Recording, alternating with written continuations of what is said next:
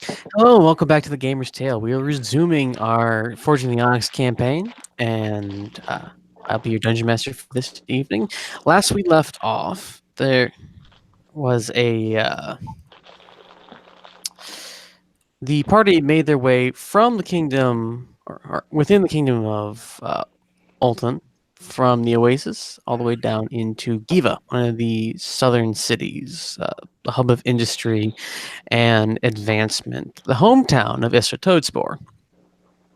They were given carte blanche investigate the uh, to investigate the Syronicus cult, and has been spreading throughout the regions of Sarand and Oltan within all the major cities, to their knowledge. Upon reaching there, they were escorted by Augustus Black, a strange individual who seems to have contact with Isra Toadspore. He led them beneath an area known as the Church into what appears to be secret manufacturing facility of strange metal implements of various sizes and designs. In there, they were met by an individual by the name of, I had this written down. It was something dwarf man. something dwarf man. Skythorn, somebody Yes. Skythorn. A dwarf by the name of Skythorn. This is the wrong book. I've got like 3 different Ulrich Skythorn, a dwarf in charge of the manufacturing facility underneath Giva. He informed them that there was a break-in at some point, and it was suspected that it was Syronicus inspired and or flavored. And with that, they will pick up where we had left off. You guys are still within Skythorn's office. Okay. Isra and Mr. Black are with you there as well. It's very loud outside. It seems to be a little bit more insulated in this sectioned off area, and Skythorn seems to be getting back to his paperwork and ignoring the extra people in here. I don't remember 2 weeks ago. Can you give me 1 second, guys? I apologize. Or continue, and I'll be back in just a second. Okay. Okay. Did we pick up our items? From pretty He sure wants you guys did. his axe. He wants the axe. Yes. And Astori had finished enchanting the earrings and the axe. We did pick them up. Yes. Okay. So.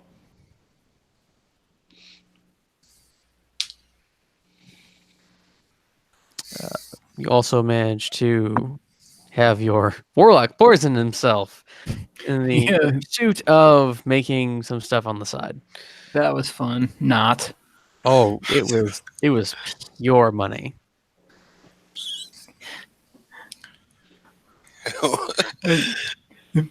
If I would have remembered I could cast Lesser Restoration on myself, I would have probably still been taking poison damage.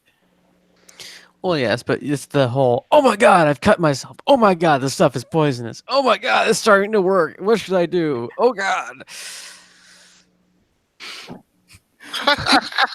Interestingly enough, I found out, according to baseline D&D, poison doesn't actually do like health damage. It does stat damage. So like it would damage your constitution or your dexterity rather than sap your life. So I might have to either incorporate that, or let's be honest, there are some poisons out there that damage your health and not just your like constitution and things. So it'll just be an extra added little thing. Because generally people use poison to kill others and not just to cause them not to be able to move or be slower. If they want to make them suffer or maim them, I guess it's much the same. True, but usually the poisons are to like immobilize someone and then immobilize their heart, which to me is lethal damage. Okay, sure. No argument from me there. It should at least reflect that just a little bit. All right. Hello. Sorry. That's fine. We covered what had gone on last week in regards to you guys retrieving your items.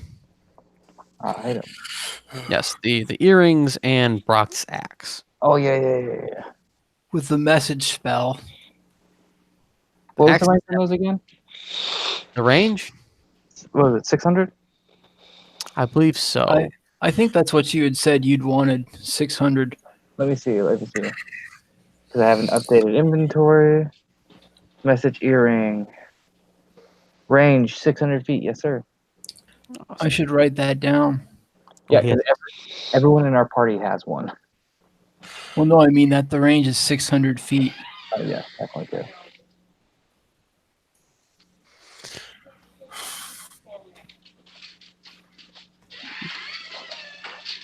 Okay. All right. All right. So where are we at?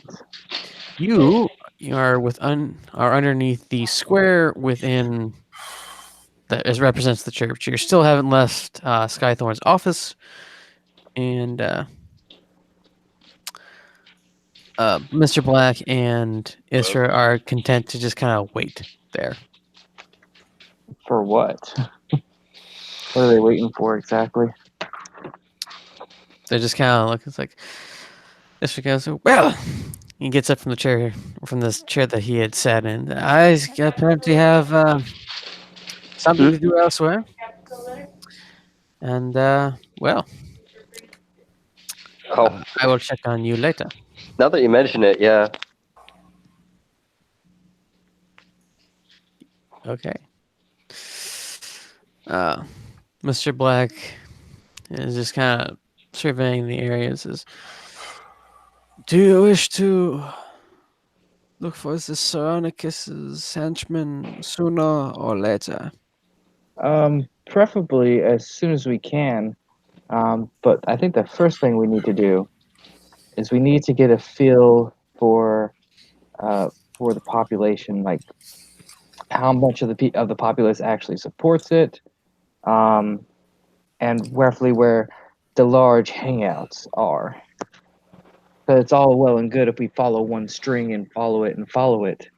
But if we can get a large group at once, it'll work out better in our favor. I would suggest checking the local bars. They are, of course, rife with information about the town. Isra, do you think you could give us a hand with that? Oh, quite certainly. I do enjoy a good pub crawl. This is a business, remember. I can mix business with pleasure. Taught my abilities. I'm starting to doubt his abilities. Okay. So kind of cocks his head a little bit, like he's thinking about it. The tricky crayfish arms is it's probably a good start. It's one of the more popular taverns. I'm Drink- sorry, could you say that again for me, sir? The tricky crayfish arms. Tricky crayfish arm. Yes. Alright. Whoever made it was a bit high. It's one of those places where you go to forget about everything, and is known more by reputations than it is by the establishment's name.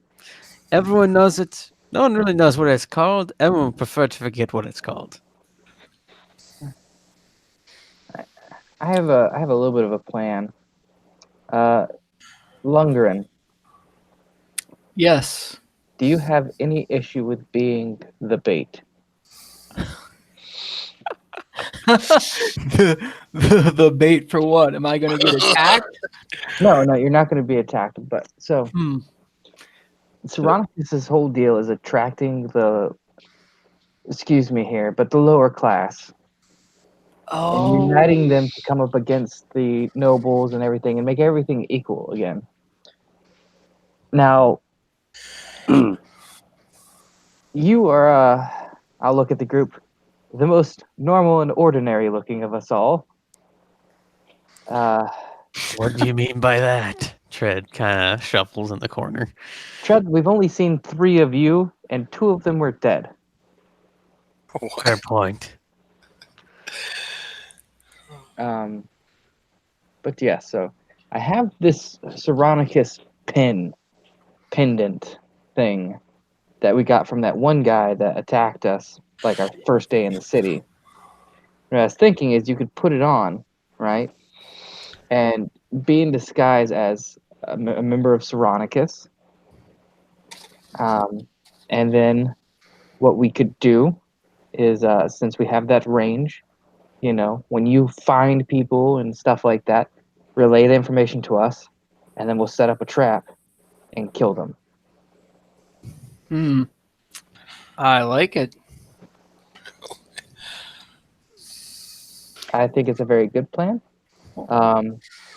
So what we can do is I'll go ahead and give him the Syronicus pin. I do want it back, though, just for, keepsakes of killing these bitches. Okay. If no one's noticed, I've taken one thing off of every person we've killed. Oh, okay. I didn't know that. But now that you've confessed, I guess it's okay. But yeah, and so it's my keepsake. Just slowly and slowly, Fredrick starts becoming just a little less noble, and you guys start getting a little more concerned. Yeah. I am already concerned. If he starts taking body parts, that's where I draw the line. No, Tread takes the body parts. I just take stuff. A buckle, a button. I said, if you started taking body parts. No, I know. But yeah, I want it back, and we'll keep within range. Go ahead and give it to you. You All can right. go. You can go ahead of us, and then when you get into that place, wear it predominantly, wear it boldly and proudly. And when someone starts coming up and talking to you, just after the conversation, relay the information to us. Unless now, Trent, could we listen in to his conversation through his earring? Technically, if I remember correctly, to message, one has to be able to be speaking into the object and directing it towards something. This variation would be kind of point to point. So one of the points is not connected to it. Well, I mean, if he has activated his earring, like say he's holding it, right? Mhm. And the person is talking. I would say that yes, you would be able to transfer the wire, as we shall say. Okay. Good. Okay. Part 2 to the plan, Lundgren. You're also going to be having to stroke your earring, your emerald earring, so it stays active. Everyone suspects that you're all part of a very dodgy group of individuals because you all have the exact same earring in the exact same ear. So, Well, I mean, it doesn't have to be in the same exact ear. Like, I have mine in my left ear. Who? Right. Lundgren, where's yours? I'd have to say in my right. There we go. Yowen? Oh, I have You have quite a bit of ear to choose from. can I put it in my nose? That's odd, but you could. It's a decent sized emerald for the nose. My right, I guess. I don't freaking. Your right nose? No, Brock, where's your earring at? I shudder to I'll think. put in the inner cartilage of my right ear. See, I'm the only different one. They're all dodgy. I just happen to have a nice earring. They're all dodgy fucks. All right. Anyway, let's get going on this. what the? Actually, can we take one more quick second? I apologize. I'm so sorry. 1 second. Be fine. Alrighty. Where does he keep going? Take care of his kid. Oh, he's the one with the. Okay. Okay, why is that doing that?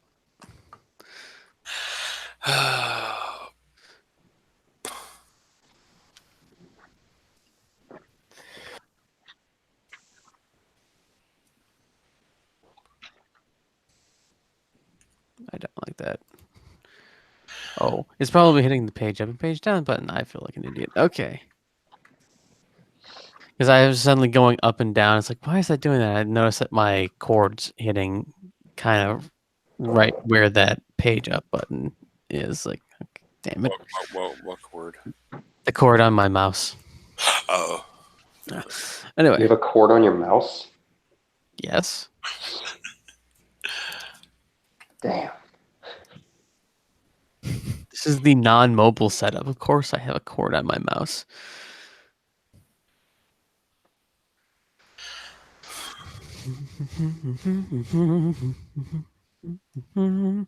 Okay. Well, since you all know where we're going, I shall meet you at the Tricky Crayfish Arms. Oh, there it is on the map. Wait, what? Yeah. Crayfish Arms. It's on the map. Oh, there it is. Oh, was that there before? No. I don't know. 'Cause I didn't see it. I could have. I was having a hell of a time putting it in there, so it's like, why is this not like letting me like write on it? It should be easier. I could have just as easily not seen it because sometimes with me that happens. They put everything in like a weird neon yellow. Yeah.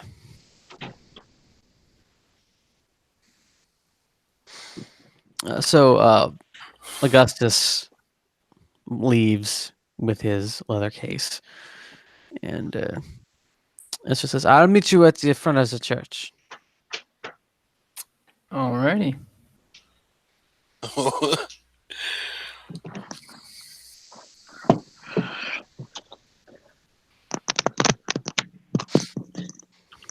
Again, so sorry. That's okay. Augustus has gone off to the Tricky Crayfish Arms, and Isra says he'll wait for you at the front of the church.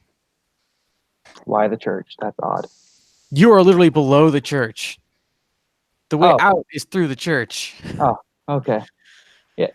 That makes, That makes a lot more sense now. yeah, it does. A lot more. Oh,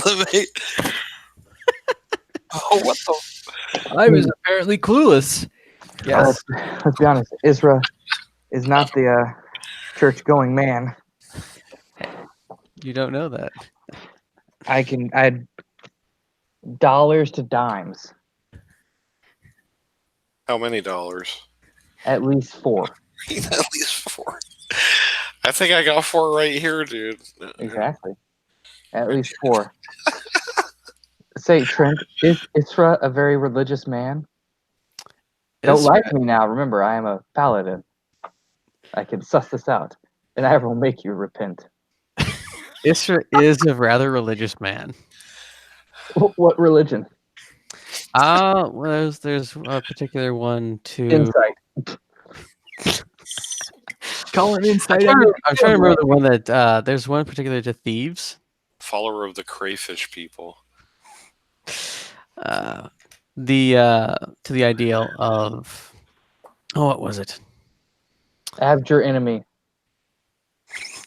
He needs to make a wisdom saving throw.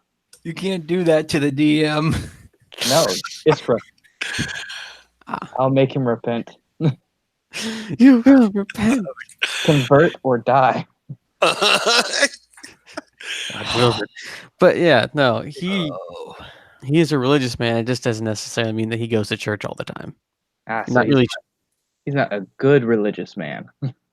He's only He's like a Catholic. Do they have cookies at church? What? I don't know. What'd you say? I was having an urge for cookies. I wondered if they had any at church. Well, yes, but that's only around Christmas time, Easter, and Communion. Okay. And they're more of wafers anyway.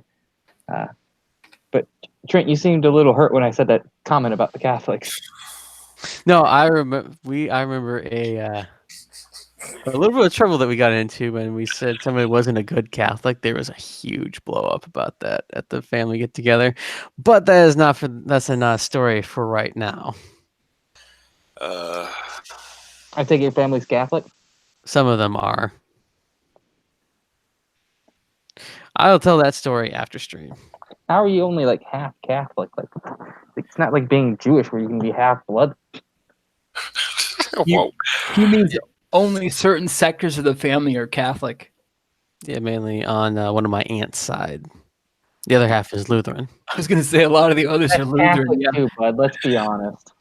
Like Catholics. The German Catholics. No, they're Catholics What? that don't hate themselves. True. I'm married to a Catholic, so like I make it's Oh, It's totally cool. I get flogged later. no, like so my wife's excuse me, sorry, side note. My wife's not a practicing Catholic, but she's like Italian and Polish. So oh, wow. Wow. It's the only way you could become more Catholic inclined would be to be Polish and Spanish. that or Scottish or Irish, which is my side of the family. Mm. Man, My side of the family is literally German, French, and Irish. wow. But we're all Southern Baptists, except for those weird fucks that lived up in Tennessee. That's a different story. I'll have to ask about them at some point. Oh, We'll talk after because I want to hear about your Catholic family. Anyway, let's continue. We're going to the Crayfish Arms. Ty is our bait. It's our willing sacrifice. Oh, no, I'm going to save him. I have a plan for that. Just remember, I'm pretty bad at math. The risk I took was calculated. Man, am I bad at math. You and me both. I had a problem earlier this evening adding 66 and 16. Right. What is it, 82? Yeah. All right, let's go. Crayfish Arms. All right. So you make your way up out of the confessional booth, is for lack of a better term. Isra meets you at the front door and leads you toward the northeastern side of the city, toward the Tricky Crayfish Arms Tavern. I forgot about the trapdoor confessional. It just sounds like an emo band or emo track. I don't know why, but you're making your way through.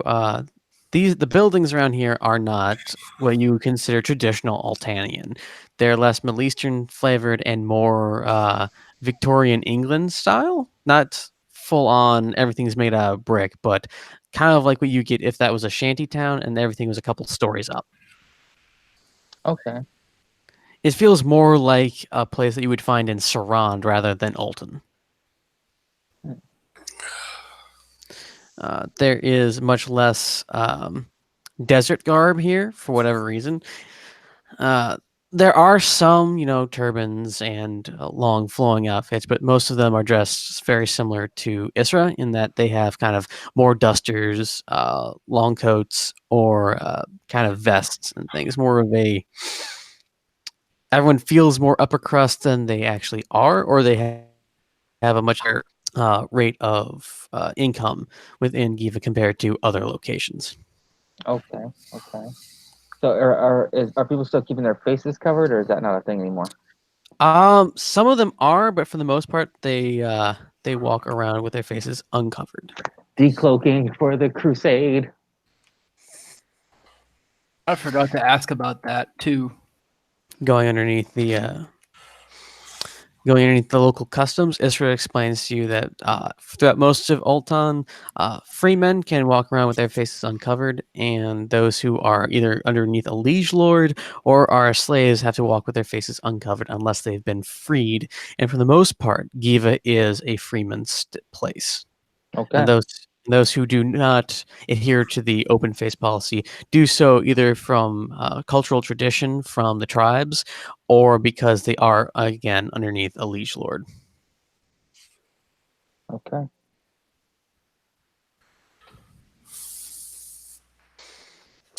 So I'm just gonna keep my whatchamacallit off. My turban and face cover. Okay. Crusading. Let's do this. That's right. You did throw off your giant football jacket in order to... The white cloak that covered your armor Yes. and your tab that tells them you're from the quote unquote wrong side. Yeah. It's honestly just that cloak was just to cover the tabard. Yeah. Let's get fucking lit. All right, let's do it. Okay. I can cast the light cantrip, but I don't think that's what you mean, is it? It's about, let's see, you guys arrived here kind of middle of the day. It's getting more towards 3. It's kind of hot. By kind of, I mean really hot. Isra doesn't seem to be bothered by this for obvious reasons, and he quickly leads you to a place. It's a very large establishment. This is like maybe a good block in its size, and it's 2 to 3 levels. There is a horrifyingly carved crayfish on the front. Like, it's not like small. This is like a 5-foot or 6-foot carving of a crayfish with its arms on either side of the main doors, and it says "Tricky Crayfish Arms" going up the bicep area of the crayfish, also on a plaque above the door. Could you fix my weapons, perchance? At some point, yes. What is it supposed to be? I can fix them real quick. Well, the Brock's flaming axe would be flaming great axe. Keep going. I'm Okay. listening. There and is then I can't remember exactly what the giant slayer great sword was supposed to be. I got it over here. Yeah. Keep going. I'm listening to you. There is an overhang kind of in the western city style, kind of like a saloon pattern, just to keep people give people some shade. This is kind of common in the main thoroughfares, so that people don't have to be baked in the sun. At this point, as the sun is almost directly overhead, it offers the most shade underneath it, and as it moves over toward the west, it will of course shine into the relative safety that the overhang provided. All right. So let's hang back. Ty, you go ahead and go in, get a feel for the place, and then we'll come in a little bit after you and take a seat. All right, we're going to be in the back right corner of this building. So as soon as we go in, we'll go to the right. And if you need anything, I want you to say something ridiculous out loud. Okay. As you know, that's what the world does all the time. Say, I do the best. I'll tell you what, say, What you need to say? Jumpin' Jehoshaphat. Are you for real on that? What was that spell that Harry Potter did where the students were like turning him into stupid shit? It was like ludicrous or something. I don't ridiculous. Ridiculous. Right. I tell you what, yeah, just say giant elks are uncommon this season. Giant elks are uncommon this season. Okay. Yeah, say They it really are. loud. Are they? Are they? Chad, you should know. Like, come on, man. He just kind of pauses. I just stands there unblinking as if he's trying to divine whether giant elks are uncommon this season.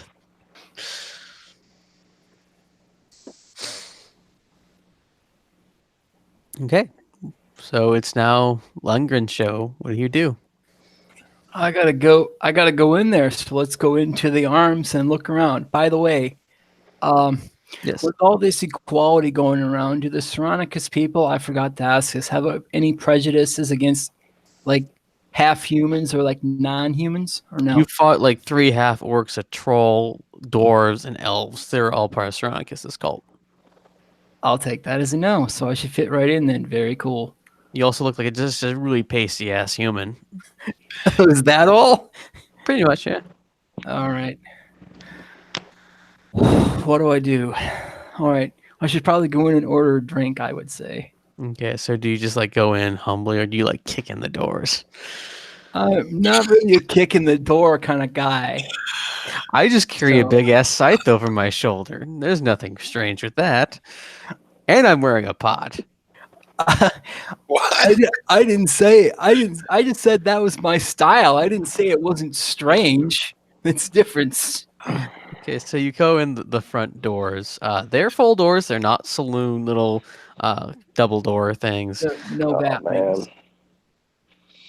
man. So you open the door. The smell of smoke, both from fires and from tobacco, and possibly other things, hits you, as does the smell of various alcohols and food.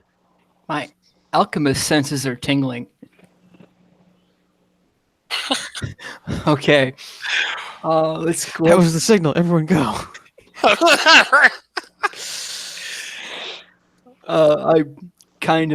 wonder how to do this. If I take my earring out of my ear, like maybe if I held it behind my back, you said I have to be speaking into it, right, in order to transmit. What is up with these earrings? Where did we get those? I got them Unless- made, dude. Nestor made them for us. No, he enchanted them Oh. for you. No, wait. We bought the earrings. We got the earrings bought at a jewelry shop, and then he enchanted them. I forgot. I guess I thought of made as, like, enchanted, not, and made magical, not like made. No, he enchanted them. Yes. So, inside you see a smoky interior with pretty poor lighting, despite the fact that it has pretty decent lamps. There's a large bustle of people. Tables are filled all over the place. There are booths against the wall. There is places at the bar that are mostly filled, and this thing goes like for a couple rooms. There might be a couple different bar rooms. There might be places that hold games and other entertainments, and places to sleep are on more higher levels. Okay. I silently resist the urge to cast prestidigitation and clean the place up. You would have to pass that. You would have to cast that like 300 times. You want to estimate my dedication. Okay, you said so the room that I'm in right now, it's totally full. If I were to get a seat at the bar, is it too full for me to just go there, or You'd be able to shoulder your way in. There's a couple of spots open. okay? Now, where are you wearing the badge of Syronicus? I was thinking like where the left side of my lapel would be if I were wearing a suit. Okay, like a flower. Yeah, And or like right on the edge, or is it going to be more on the left breast? kind of like the left breast area, like kind of like in the middle between there and my collarbone. Like maybe up a little bit. So like an actual badge. Yeah. So it's prominent, and people who can see it and know what it means know what's what. He's Lundgren Bask. He's here to clean up this town. How Okay. Oltan was won. Oh God.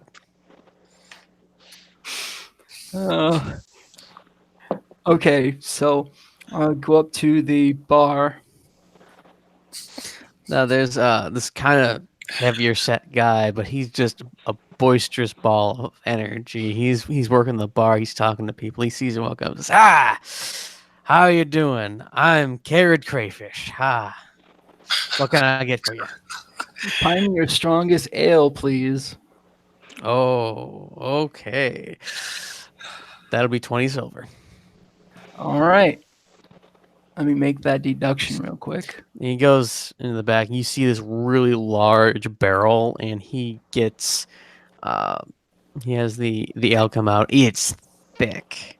It's almost kind of mead-like or motor oil, like in its thickness. And he goes and he puts it in front of you, and he's got the froth on the top, and it says, takes the money, and says, have yourself a good time. I will, thanks. He goes back to having his conversations up and down the bar. For sure. There is a band playing somewhere. You can't really see them, but you can hear them every so often. There's a clearly bad note, and everyone it seems to accept it as this is the life they live.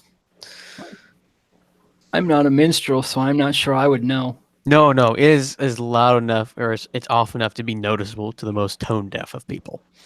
All right. So let's see. If I wanted to covertly Ugh. find out, maybe I could ask the bartender to help me out. I wonder if he's the type of guy. Maybe we should just ask him. He said, "Oh, crayfish." Yeah. Enjoying your how can I help you? Enjoying your ale?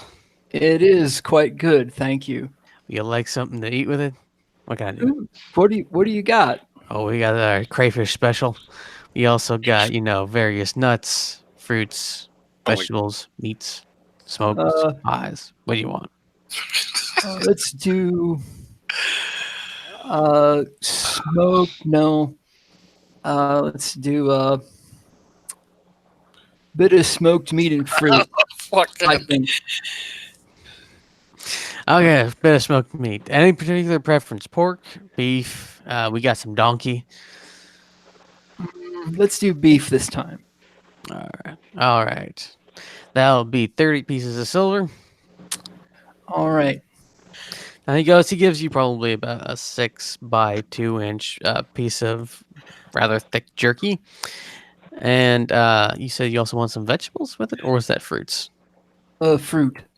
And you get some very dry looking, indeterminate. I don't even know if this is fruit. It's kind of pasty. It looks like it's something like dates, but it might be a local fruit that you are unfamiliar with. Okay. You certainly haven't seen anything like this in Sarand. I haven't seen a lot of things in Sarand since I left Sarand that are common to Sarand. So, for sure. All right. So this bartender, he looks like he's seen a lot of different kinds of people. He And just such- seems eternally boisterous. Okay. Maybe I could ask him. Crayfish. Yeah, is everything going well? Yes, thank you. And I kind of gesture. I'm in town to meet up with some friends, and I kind of gesture to my pin a little bit. Not obviously. Just wondering if I could maybe meet up with them. If you're aware of anyone who is of similarly inclined as such.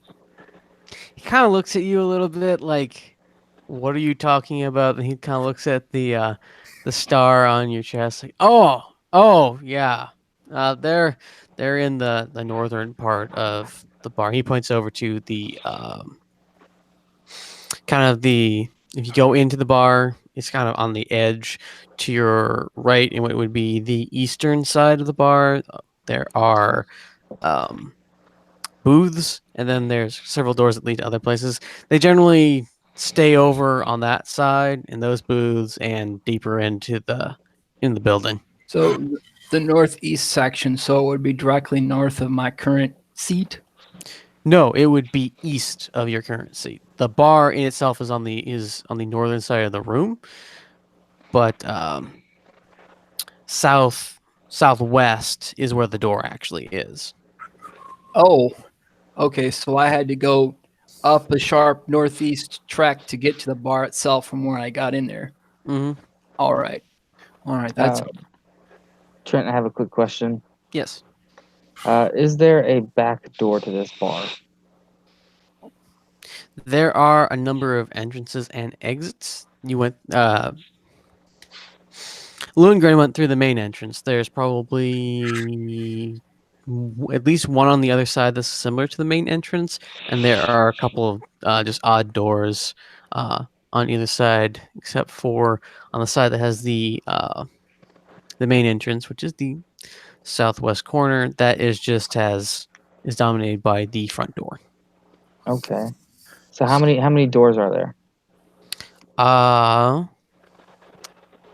I want to say 5. There are 5 doors. There are 3 minor doors, 2 on the north side, 1 on the south side, 1 major door on the east side, 1 major door on the southwest. so that makes 5 altogether. Yeah. Wow, those are going to be tough to plug. That's all right. We just got to get him in a room without one. Well, if it's east of my current position, that means there would be one way out. I'm doing okay. Yo, At you this okay, Nick?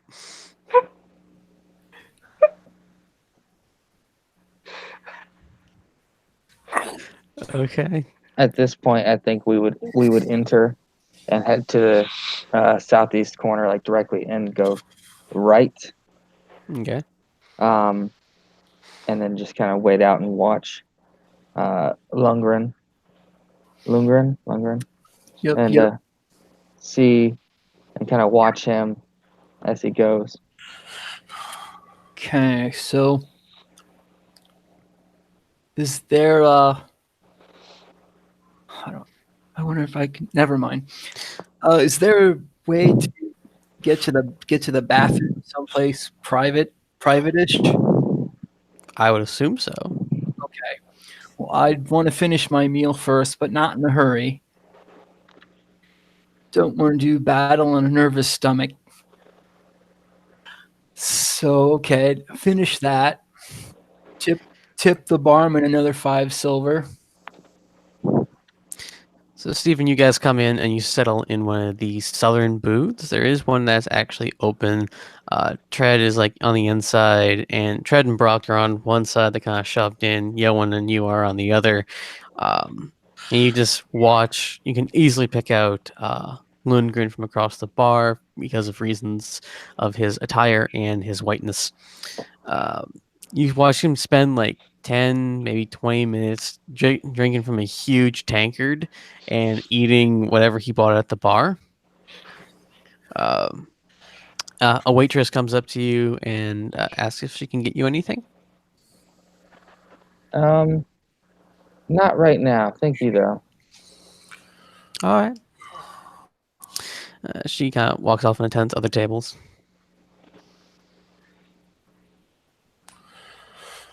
Lundgren, you said you were going to get up and look for a bathroom, for lack of a better term. The loo, yeah. Okay. You ask a couple of questions around, and they point you in the direction of the facilities. All right. You go out of that main bar area, down past a couple of rooms, and then you take a turn to the north, and there is a series of bathroom stalls. Okay. Oh, I forgot. That might be kind of echoey in there. Why does it matter? I'm trying to find a way to covertly speak into my ring, or my earring, so I don't look like an idiot. I believe you can do it telepathically. Oh, I forgot about that. Okay, so I can I can't believe it. Okay, I can. I really can. so I can telepathically say to the guys that Syronicus people generally gather here east of where I was at the bar because there's a separate room. There's at least one doorway out, and I don't know if there are any there now. It's just that they're known to gather there, so I would probably have to go in. Well, they're on the eastern side of the main room, and they're also deeper into the building. So there could be 2 segments. Okay. We will follow after a little bit after you. Just Okay, move slowly. after I'm done doing my business, I take up my seat where I was before, contemplate my next move. As you're doing this, because you didn't say you're doing anything, you just walk in the bathroom, you get hit in the back by the door as someone comes in. Oh, sorry. My mistake. Where's where you're going? He's obviously a bit too tipsy. He goes into one of the stalls and you hear a vicious torrent of piss. You're not even sure if it even makes it into wherever you're supposed to be pissing. You don't really care.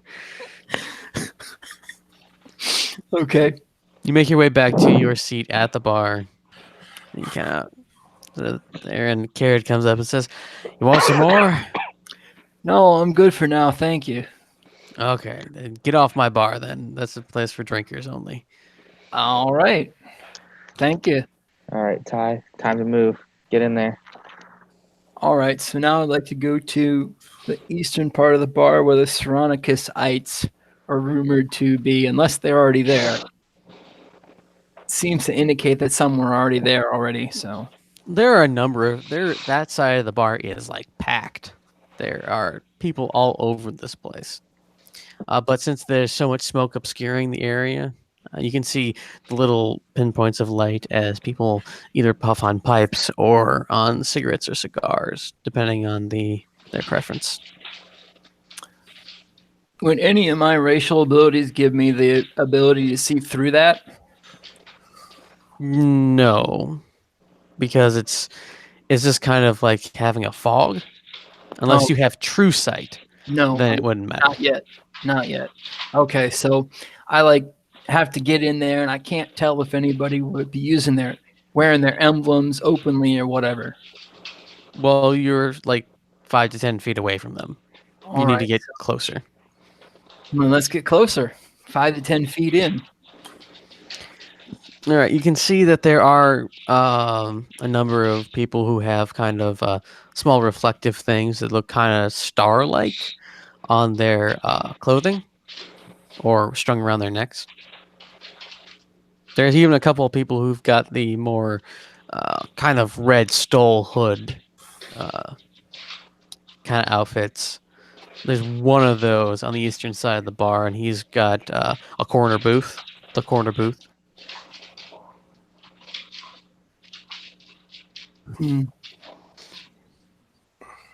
Go talk to him. Yeah, I think I should.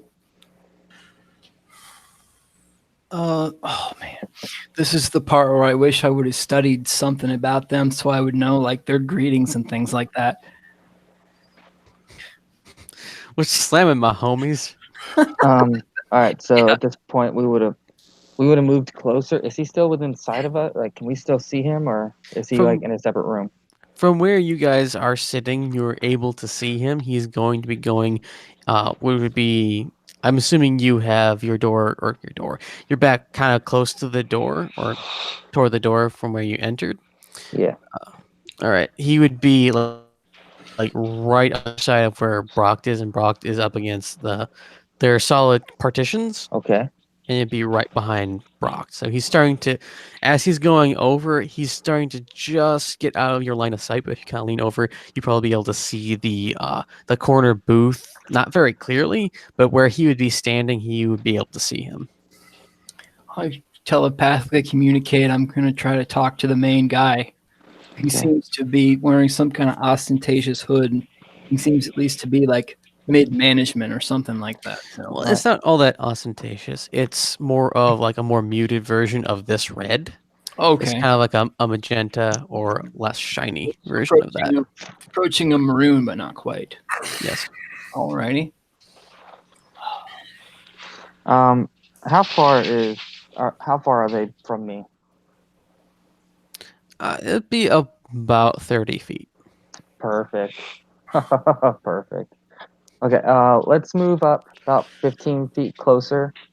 Not like directly moving up to him, but like staying within a reasonable distance between the hooded figure and any doors that might be in the way. The area between the open area between where the kind of angled booths are is just full of tables, and there are a lot of people there. Are you just going to be walking in among the tables, or are you trying to get a seat closer? If there's a seat available, I'll take a seat closer. If there is not a seat closer, I'll kind of just stand near the bar. There is a seat, but it appears that the people there are playing some sort of game. What are they playing? It looks something similar to poker or blackjack. The equivalent of whatever. I will ask if I can join them because I have proficiency in playing cards. What? Yeah, as a noble, I get proficiency in a card and a game of my choice. Are you for real? Yeah. What? Wow. So, yeah. 2 gold buy-in. Only 2 gold, gentlemen? Oh, that's not enough for me. Maybe we can make it a little bit higher. What you have in 5 mind? gold? 5 gold. If you can do 5 gold, you can do 10. Says one of Ah, the ones. if you can do 10, then you can do 20. They kind of grin at each other and they start reaching in their pockets and they put 20 gold down in the ante. I will sit down and I will put 20 gold down as well. Okay. All right. So I don't know what attribute you want to base this off of. I just assume like charisma, but if you want something else, let me know. Charisma would only go in if you're trying to like get other people to drop out. It might just be a couple of straight die rolls. Okay, then I'll put. Well, I still get my proficiency bonus then for it, which is 3. So I'll just let me know. Okay. All right, let's do this. All right, I'm gonna have a smoke while you play poker. I never thought I'd hear that go on in a D&D game ever. Hey, All right. if I can take fucking 40 gold from these guys real quick, I'm game. All right. I'll go take a break real quick. I'll be right back. All right, let's hit this card game. So there are roughly 6 other individuals at this table. Okay. All right. I can make 120 gold. Great. How do you want to do this? Just rolling a base of 1d20 plus your proficiency modifier. Okay. Okay. 16. Okay. Now, they don't know what I have yet, but I know I have a 16 and I don't know what they have. Yes. Hang on. Two of them you beat out, and they, according to the rules of the game, they forfeit their bet. So they fold out? They don't technically fold out. They lose this part of the round. Oh, okay. All right. Sorry, 3 of them are defeated in this part of the round. 2 of them are really close, or sorry, 2 of them beat you, and 1 beats those 2 with a 17, 18, and 25. Okay, not a problem. The betting begins again. The winner puts out 30 gold coins. Wait. So I'm confused here. Was that just one hand? That was just one hand. Okay, so there was no anteing up, no. Yeah, there was no. This okay. is the part where that comes in. Okay. So he puts out 30 gold. All right, so the pot now is 150, or is it 30? It's 30. Okay. So, all right, so that pot is forfeit. Mm-hmm. Okay, not a problem. I'll put out my 30 as well. Okay. You know what? Wait. I'll put out 40. 2 of them kind of see that and they fold, leaving 4 others in the thing. The one who led out puts out his extra 10. 3 of the other ones put out 40 as well, and the last one raises it to 50. Another 10 then. They all ante up, and so it's 4 versus you.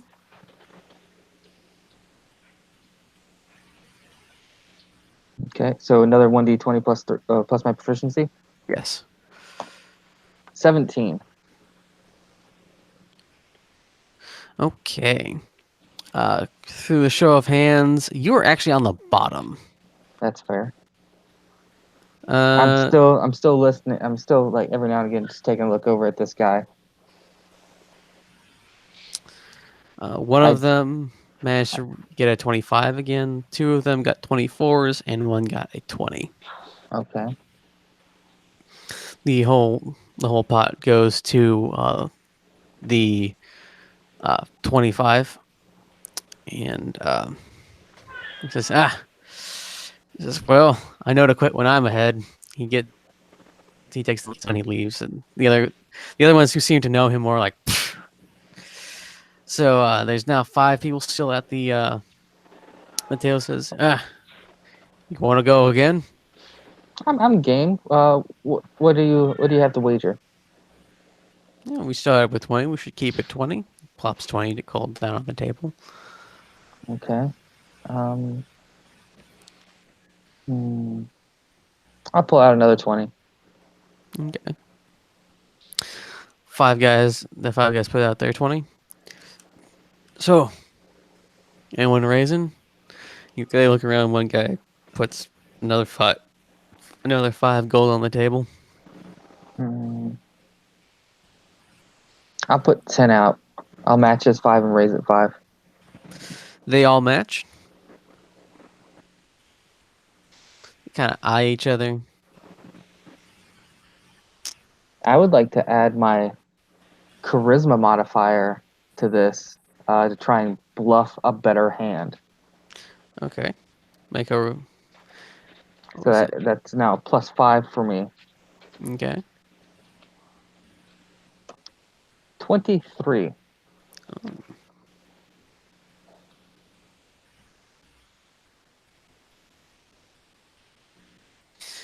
You win.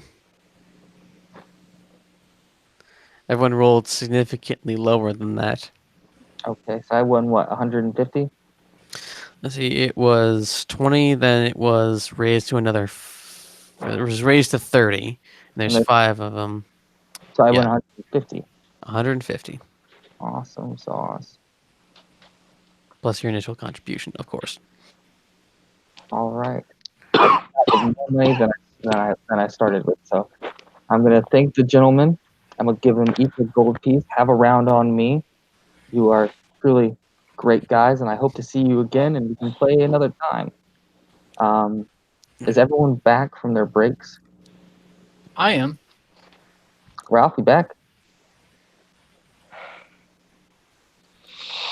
He's not back yet. Okay. So, I hear sniffling, but I'm not sure whose it is. Maybe That's mine. Rocks. Okay.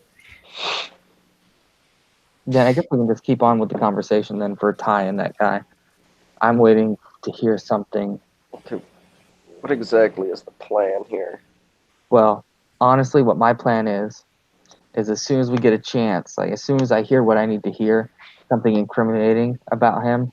But since he's wearing this star, is it a decorative star similar to the pin that Ty is wearing? Make a perception check to see if you see clearly this individual who technically Lundgren has not yet engaged in conversation. Remember, I do have the amulet of true sight. True. Okay. All right. So would I make that with advantage? Yes, you would make that with advantage. 9. Oh man. It's kind of smoky, and there's a lot of people here. You're maybe 1 or 2 tables away, and there are just people moving all over. You can obviously tell where Lundgren is because of his scythe and headwear, and he's moving towards the corner booth, but you can just barely see that there's people in the booth. Okay, I would, in my earring, Ty, the guy in the corner booth. Is his amulet or his badge just as decorative as yours, or more so? Would I have to make a roll for that? Have you walked up to the table? Yeah. Okay. Yep. So, you see before you, kind of like, those really pain in the butt booths, and the corner booths at Pizza Hut. There's about 5 to 6 guys on either side, and there's, right in the corner, there is this one individual. They have a hood, and it has the dark magenta-ish stole, and they have a necklace hanging in front of their chest just a little Are we bit. still in the poker thing? We're done with that. I won 150 gold. Cool. Okay, so he's got an ornate necklace with the symbol on it. But how decorative is it? Does it seem very ceremonial? Is it an actual jewel? Is it just worked metal? Not sure yet. What you know of the Syronicus medallions and or badges is that they all are roughly kind of the same quality. They all have a similar visual look, although the star arms, both the fore and the back arms, are sometimes different shades or different colors. Does that have any significance, or is it just for fun? To your knowledge, you don't know.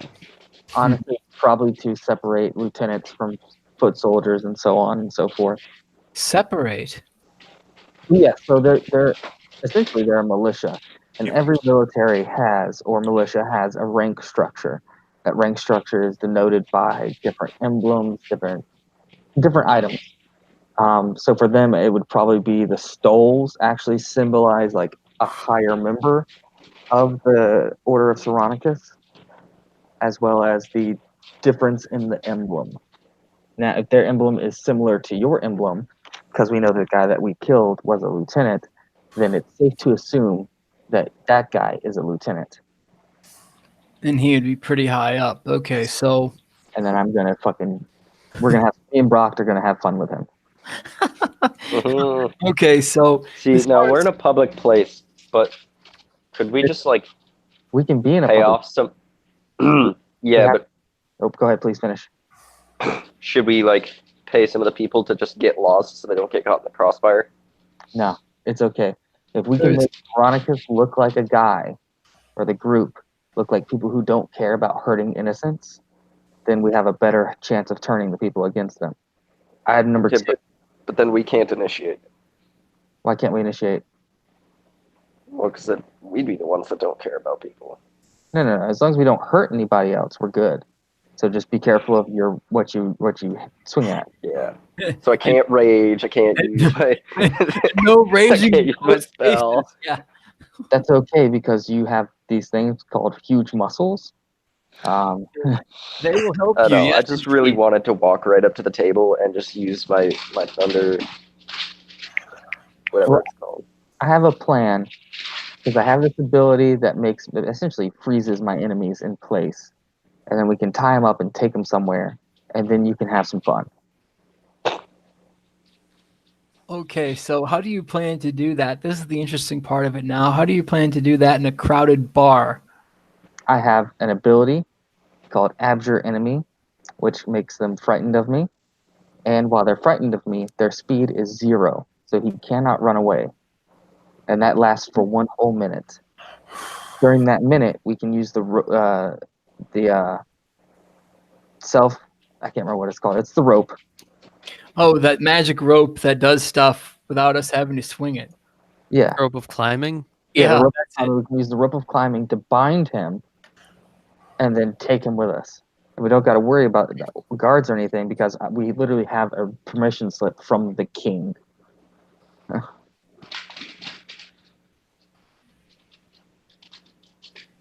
So, howdy, let's get fucking rowdy. Okay, Lundgren, you see in front of you, the woman in the red stole looks up and kind of peers through the smoke. Says, another one of our brothers. How may I help you? Ask about Yes. meetings. Ask about local meetings. I just come into this town from quite far, and I was wondering if there are any local gatherings I could take advantage of to get my bearings here. Oh yes, we'll have one.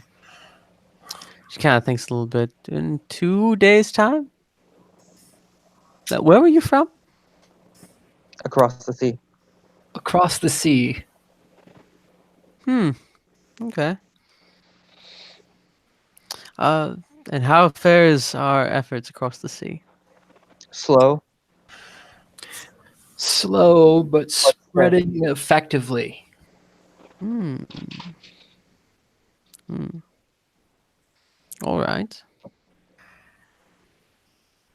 Well, we can't let a new brother uh, wander around the Giva without any idea what's going on. We'll get you perfectly set up. Come.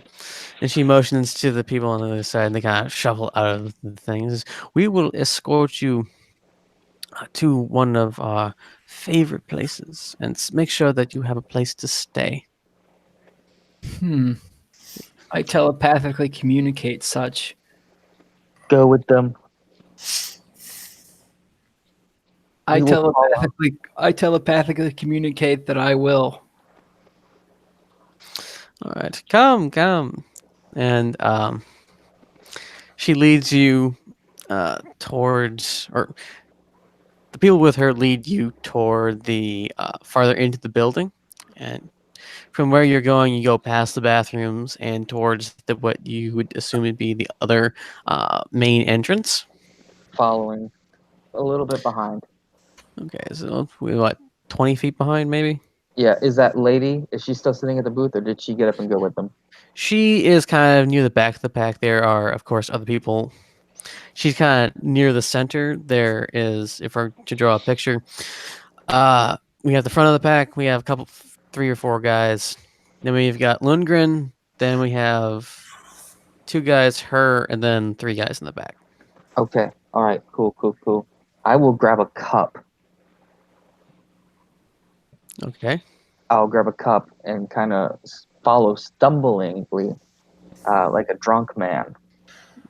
Okay. Now, do you just grab a random person's cup or just one that's unattended? I will pull a gold out, put it on the table, and grab the cup from the person. Oh, I'm not actually going to drink the drink. I'm going to like just stumble along. I might spill some of it out as I go. all right. I'm going to need a performance check.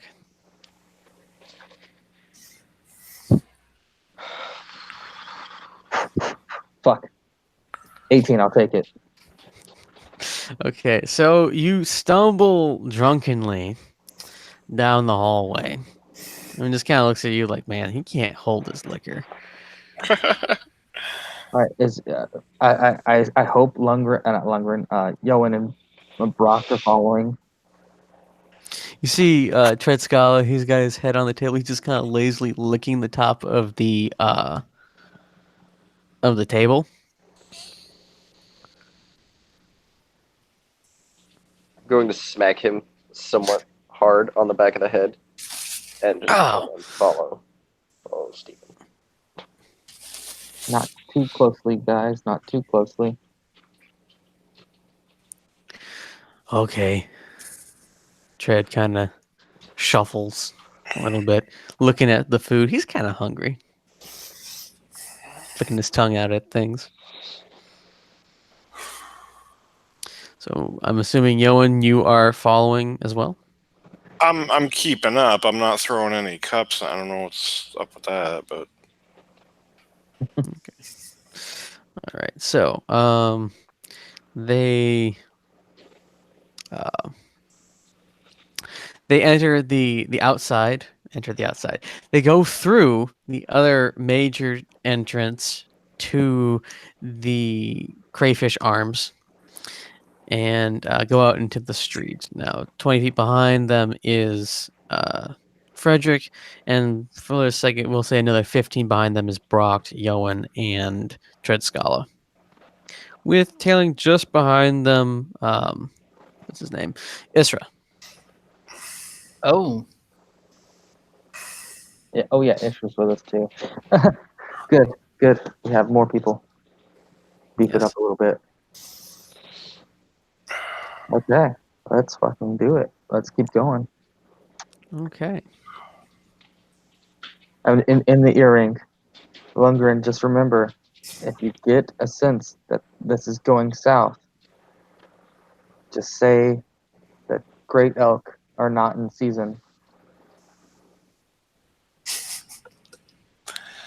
As you go outside, Lundgren, you see Tomato.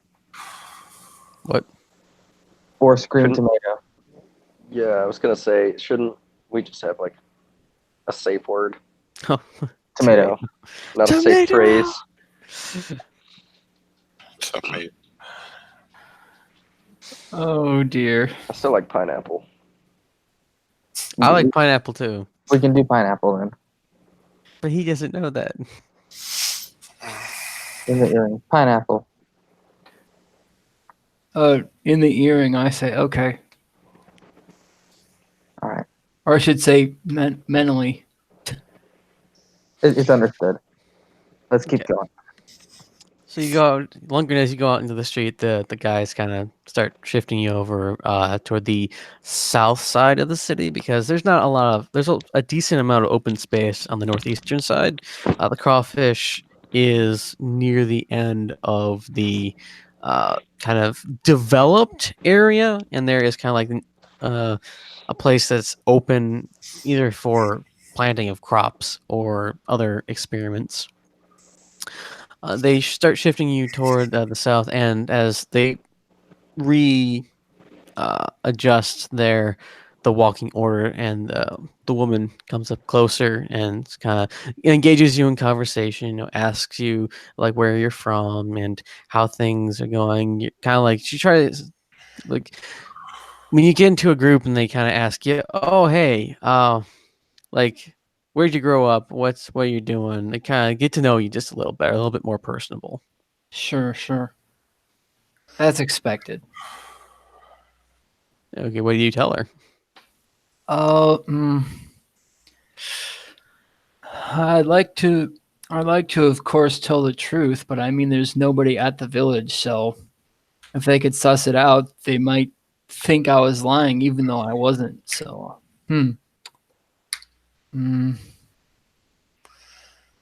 let's do. Let's do the classic mission from God line. No, let's not do that. I know not to do that. I would just say that I was born in pretty much a poor village in the West. Oh, which And, village? let's see. Because the real answer is, oh man. North Spire. Oh yes, North Spire is the real answer. But I don't know if it's not somebody I really trust if I want to give the real answer. But I mean, there's. I can give you a list of towns Oh, that Jesus. are. Tell the truth. Oh, Just tell them that it was too small to have a name. the truth is easier. I'll give him the truth. Oh, you're a mountain fellow. Is it hard up there? Usually, yes. But I've managed to make do. Do you see any interesting things in the mountains? Animals. Sometimes wild animals. Okay. As this goes on for quite some time, and the crowds get a little bit thicker as you guys are still roughly 20 feet behind. But with the press of the crowds, especially as it gets to after work time, the crowds start to press in, and you start to lose about 5 feet every so often. I would like to cast Hunter's Mark on Lundgren. Okay. Hunter's Mark is give me a second. Maybe you should cast it on one of their group and not him, in case they get away.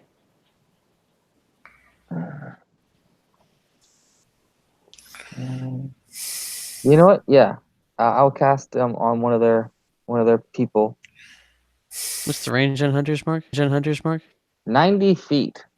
Fantastic. Okay. No, that's kind of short. Yeah, but it lasts an hour, and it gives me advantage on perception checks and survival checks to track them. Yeah. Interesting. All right. As you make your way through some more winding streets, says, we're almost there. The Fredrick, you're still keeping a good eye on him with Hunter's Mark, and you're still see the scythe sticking up over his back among the crowd. You see behind you Brock, and you assume Yoan and Tread are with them. You don't see Isra though. That's good.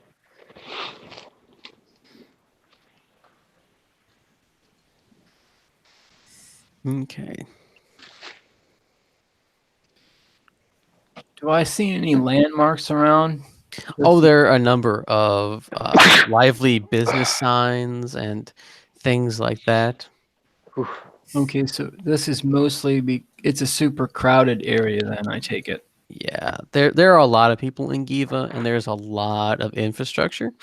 And when it starts to get cooler and it starts to kind of wind down for the day, people go out and they shop and they eat and they enjoy stuff. So the hardworking part of it stops, and the kind of like the food and entertainment industry picks up even more. Oh, okay. So it's starting to get darker now, edging on towards 6 or 6:30, and because of the high walls and the location that you are, there's a lot of shadows starting to cast over the streets. There are some 4-story buildings and a couple of 2 stories. Everything around here at least has a second floor to it.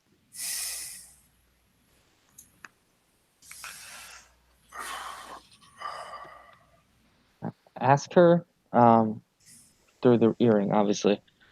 Ask her what she does for the Brotherhood, for the Order. And what do you do for the order? Oh, I coordinate things, and I make sure people knew that the outreach is going well, and that things such as our brothers are well supported, and that they have food in their bellies, clothes on their backs, and roofs over their heads. And I also sometimes have contact with other people of similar rank or of similar position within other cities as well. But I'm not the only one who does this. There's probably another 5 to 10 people with my job.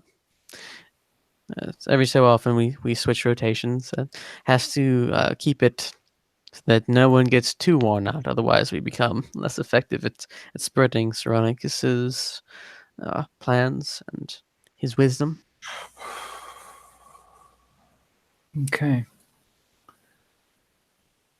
When you mention about becoming worn out, is it from travel? Oh no, it's having 10 to 24-hour shifts would just wear anyone out. We still have to have a little bit of time for us to be able to sleep.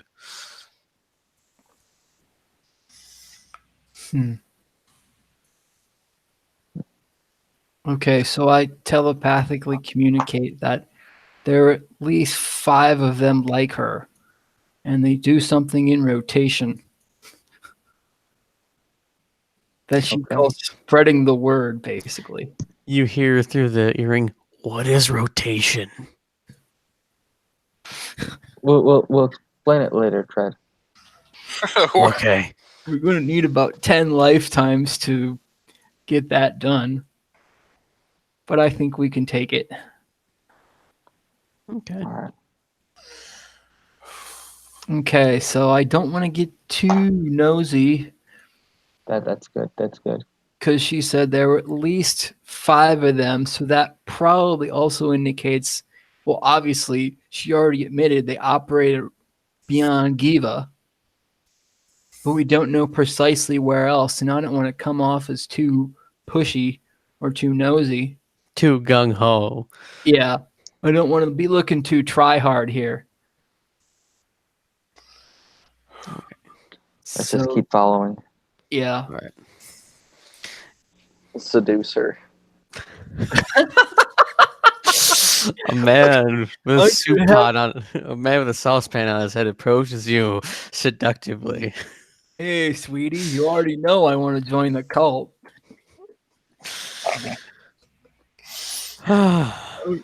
Okay, so even depending on what was what, I'd save that for later. Okay. Are you actually wearing a saucepan on your head? Yes, it's the equivalent of an alchemy jug, and it gives +1 to my AC.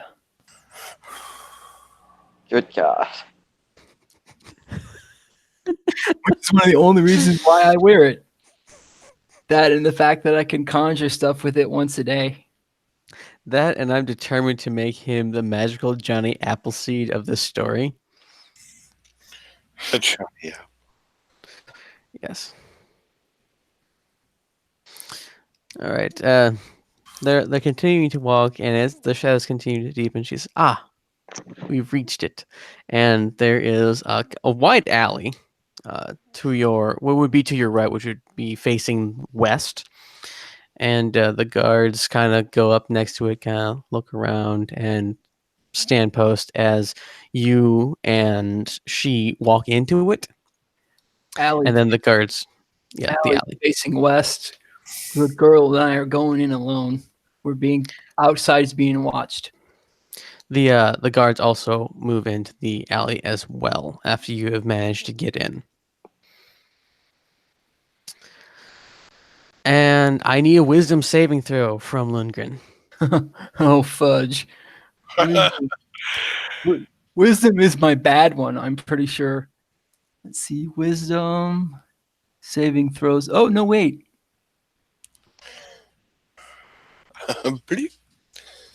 Ba-ding! Suddenly you feel like darkness press in on your vision. You try to fight it, and then everything goes black. So this is how they tried to test me. Tomato, say it. I mumble something about great elks not being available this season or tomatoes. Shit, wasn't it? All right, so as you think you do that, you just are unconscious, and Fredrick, you just hear, for lack of a better term, Tomato. like what you would think of as kind of background static of Lundgren going around. All of a sudden, it's just kind of quiet. You know what time it is, right, Trent? It is. Lives. It's time to do the dinosaur. It's time to do the dinosaur. Let's bust up in this bitch. Brock, with me. What the?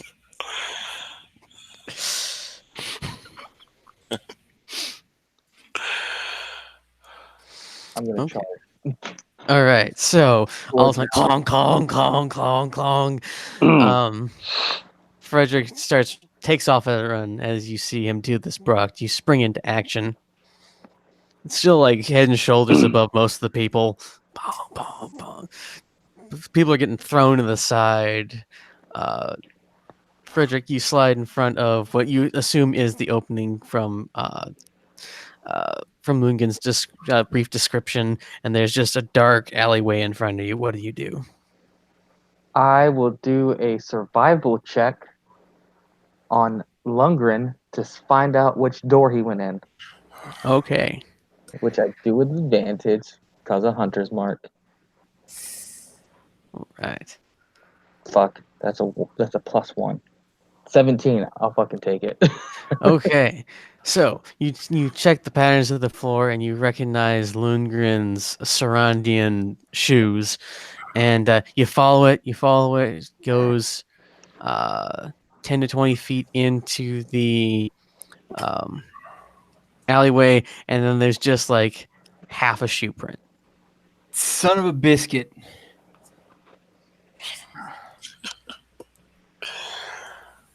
Okay, that explains a lot. I'm saying it's out of character, of course, because otherwise it would be. What do you mean there's half a shoe print? Like there is a shoe print, like a heel is there, and then it disappears. Like they walked through a portal? Or a secret door. No. Okay, so I have true sight, which allows me to see through illusions or anything like that. So if there's a door, I would see it. or a portal or a secret entrance, I would see it. There is no hidden doors or what's it called? There are no hidden doors or hidden portals in this area. Are there any regular doors? There are several regular doors. All right. Which direction is the half shoe print pointing? Down the alleyway. Fuck. All right. Let's go to the left. Okay. There is a couple doors on the left. You go to the first one, I'm assuming? Mhm. All right. So there's Kick a it couple in. door in. By now, we'll say, for sake of argument, that Brock has joined you. Brock, get the next door. I'm just kicking that door in. Okay, Okay, that works. smash. Who are we following? Lundgren. Lundgren was chilling with a couple of people from Syronicus. All right. So, Wisdom saving throw, despite the fact that I got a +5, fell unconscious. bam! Brock, you kick in one of the left doors. You were also kicking in a door, Fredrick? Yeah. All right. You kick in the door. Bang. Inside there is inside Brock's is like a storeroom, and inside yours it's a kind of a hallway, and there's a couple of doorways on either side that don't have doors but are passageways. Hold Survival up. check. He would possibly still be within 90 feet, wouldn't he? Well, no, it has to be within 90 feet for me to cast it on him. After that point, I have an hour, and I can let me read the specifics. All right, Hunter's Mark, divination.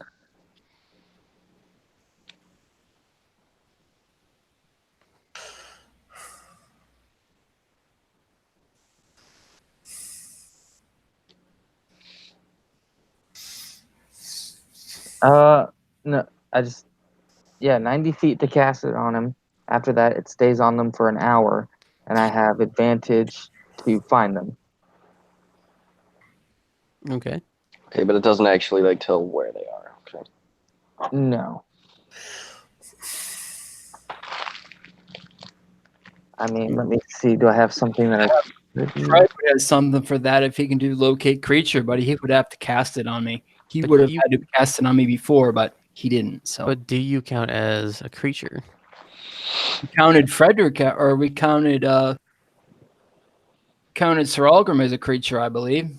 I mean, technically, he would, because unless he's a monstrosity or an aberration or something like that, he would technically count as a creature. I am very pale, but I wouldn't go that far. I mean, because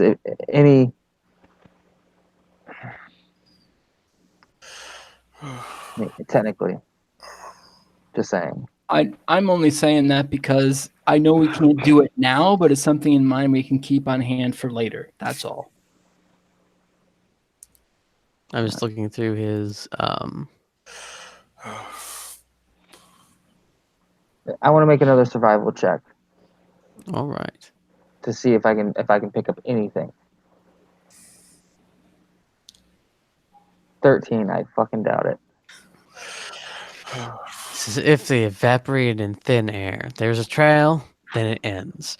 Inside this room or inside this small hallway, there seems to be a decent amount of foot traffic, but none of them seem to be Lundgren's foot. Detect magic then. Okay. I should be, if there's anything that was magical in any kind of way, right, within 30 feet of me, like say the spell was cast or anything like that, would leave a little bit of a presence. I should be able to detect it as long as I'm within 30 feet. And I would learn its School of Magic. All right. Just got to remember what the schools of magic are. Divination, Conjuration, Abjuration, Transmutation. Transmutation, Necromancy. Did we say Conjuration? Yes. Yeah. Enchantment. What about What would teleportation fall under? Transmutation, probably. Yeah, most likely. So, Transmutation is to change stuff. Conjuration is to summon stuff. Divination is to find stuff. Abjuration is to destroy stuff. Necromancy is to bring stuff back. okay, Yes. so Teleportation is conjuration. okay, Okay. so it is conjuration. Okay, that's what I was going to ask before. Like, how do they make teleport circles and junk like this? Because So- that's, I think, me baldly speculating. That's what I think may have gone on here, unless it's just like a secret door. Well, no, I would have found the secret door. Well, if it was hidden by, if I remember correctly, despite the fact that it's called the Necklace of True Sight, the necklace. Hang on, I have the notes right here. The Necklace of True Sight allows you to see through Illusions. illusions. If I remember correctly. If it was an actual door that wasn't hidden, but it was, could it be obscured in some other way that like wasn't magical? Yeah, the Truest Sight necklace allows wearer to see through illusions. Okay. Okay. All right, but yeah, detect magic. Anything within 30 feet of me that's faintly magical. Magic was cast there. Obviously, I will not let you be blinded by whatever you're wearing because you do have several magical items, and that just seems stupid. There is, as you cast the spell and you look around the overlay of your eyes, you see that kind of like this mystical snowfall over a small area that starts right at the edge of where Lundgren's shoe print ends and then goes forward about 5 to 10 feet. Oh man. Okay. What's the school of magic? It is conjuration. Okay. Let me read the specifics more into that spell.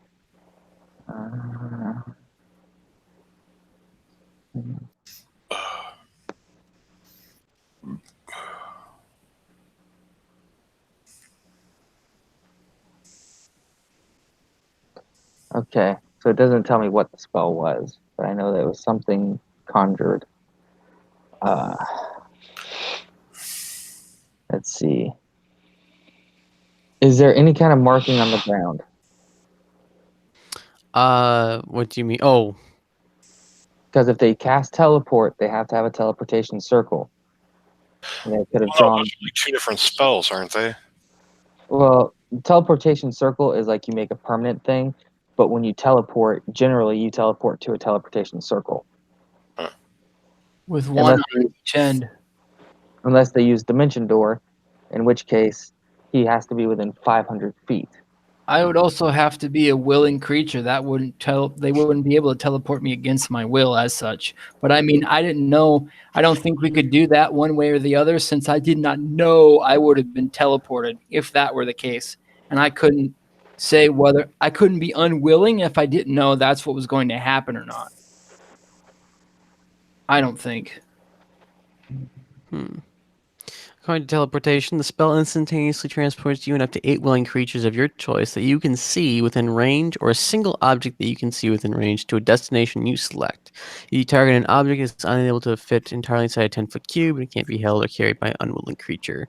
The destination you choose must be known to you. On the same plane of existence as you, your familiarity with the destination is determined where you arrive there successfully. 1d100. Permanent circle means a permanent teleportation circle whose sequence you know.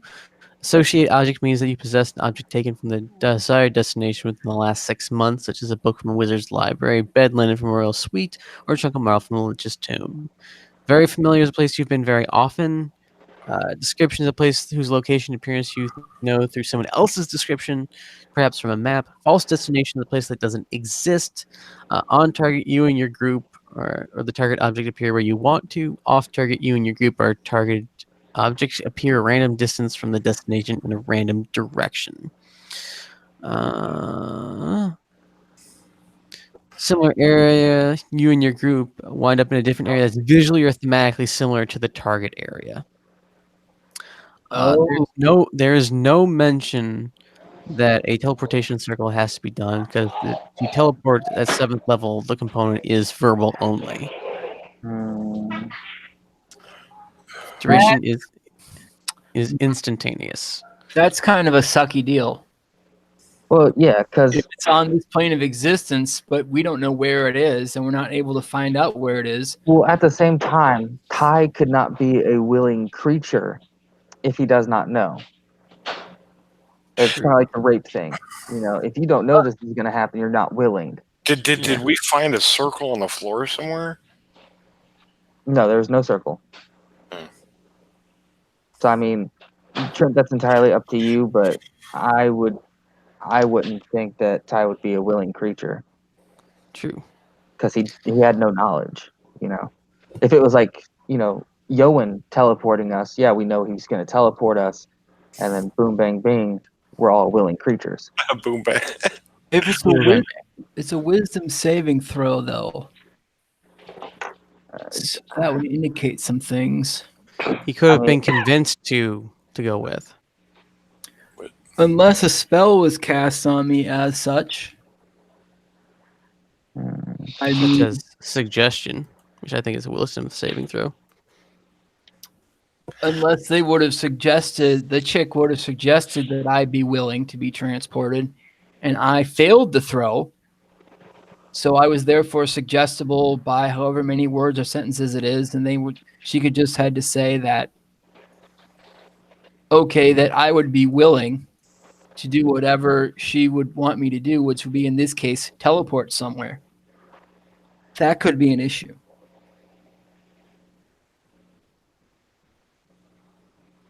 I mean, because based on how that's laid out, that could theoretically have happened just that way.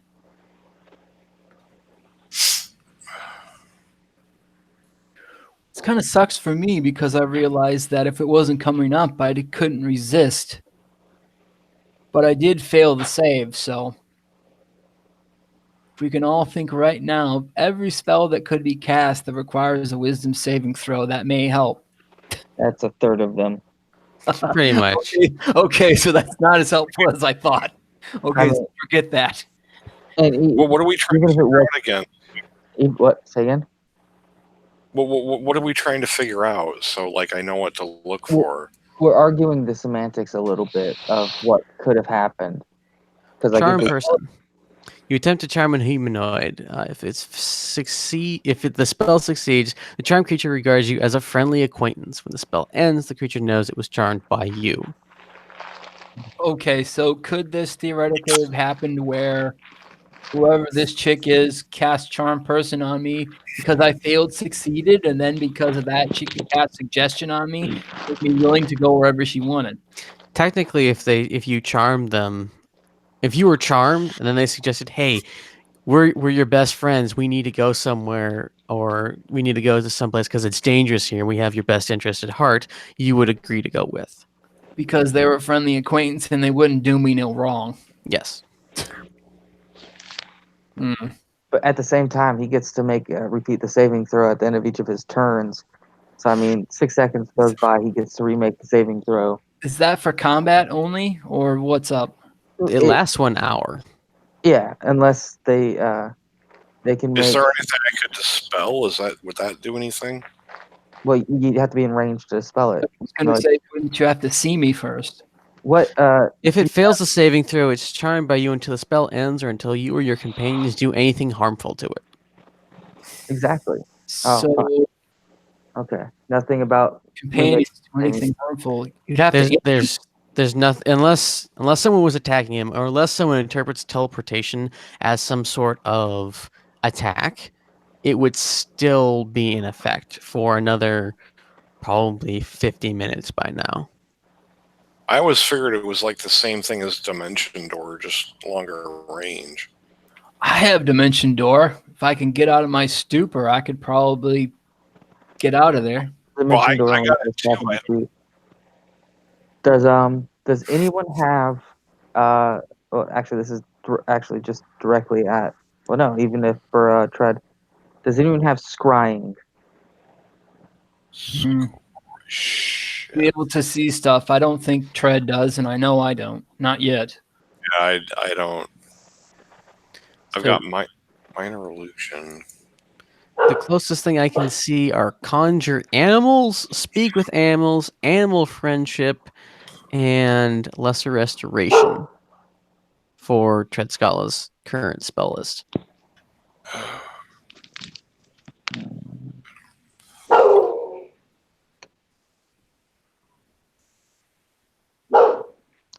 So, as far as that goes, we pretty well, excuse me, at it. Because if that's for combat, I'd have to repeat that. It's like, okay, how long until I can repeat that throw? Because we're not like in combat and I don't have turns essentially. You couldn't repeat that until someone hits you or something like that. Okay, so since they don't want that spell to end, if they had any brains, which I think they do by this point, nobody's going to do anything to me that'll break the spell. So I'm there, la-di-da, doing not too much. La-di-da. Well, actually, depending on what's what, I'm still actually unconscious, muttering about elk and tomatoes. Elk tomatoes. Wait a minute. So, Elk and tomato sandwiches. I have an idea. I'm just gonna into the ear. Lundgren, where are you? Am I still unconscious? You don't hear anything. Okay. Well, why? I'm gonna be a little bit of a rules lawyer here. Why doesn't he hear anything? Is he out of range? Correct. Okay, so he's more than 600 feet from us. Okay, so that's He could be 601 feet from you.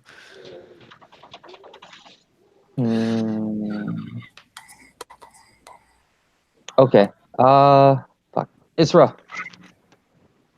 He appears like some ghastly devil. Yes? Do you know where any of the Syronicus hideouts are here? There are one or two that I know of. Take us to the closest one. Okay. He follow me. He runs off, hightailing it down the street, brings you a couple of blocks over to a kind of more ramshackled building. There are boards over the window areas. He kind of listens in, fiddles with the lock a little bit. It opens, and he goes inside. Following. All right, so the place is bare. At least this front room. There are cracks in the walls. There's plaster on the floor. It looks like it's probably been in decay for a while. He checks the back room, and you search throughout this house-like place. And the place upstairs looks a little bit more well kept. Like there's some things there, but it is cleaned. Like you can see that there's was stuff hanging on the walls or dust collecting around where things have been placed, but there's specific locations that are unbelievably clean despite their surroundings. All right, Isra, where's the next one? I only know one other one, and he leads you to that one. It's roughly a similar story in a little bit nicer part of town. Okay, they've gone underground then. You might be able to get Mr. Black to assist you with this. He's been following more of Syronicus's movements in the city than I have. Okay. So- Go ahead, Brock. So, just out of curiosity, so I'm allowed to touch things and set them on fire. Would I be able to potentially just use that ability to like place my hand on something and leave like a charred handprint? For cool points, I'll say yeah. Okay. I'm gonna leave a charred handprint on their door. Okay. On each door? Yeah. Okay. That way Like, is it like splayed fingers or like hand together? Splayed, all right. So leaving a dark hand mark on each of the doors of Syronicus's hideout, which I just realized is very Skyrim of you. Is it? I've never Yeah. played. it's a shadow mark. Yeah. All right, back to the church then, because we gotta find What? He said he would meet you at the Crayfish Arms. Mr. Black did? Yes. You were away at that point when he left, but Okay, no problem. Let's head back there. so you make your way back to the Tricky Crayfish Arms. Jerky great. You check around on the bottom floor. Mr. Black is nowhere to be seen. I'm going to bartender. Is there a gentleman here? I'll give him Mr. Black's description. Oh, yes, Mr. Cade. He's up in one of the rooms. Which one? He gives you the room number. It's on the 3rd floor. Thank you. We'll go up there. You go up and you knock on the door. Yes? No? Maybe? Yes. All right. Who is it? Fredrick and company. You kind of hear something, a click, as if something is being released. And he opens the door and peeks out and says, "What's going on?" We need your help. "What's what?" Lundgren has been taken.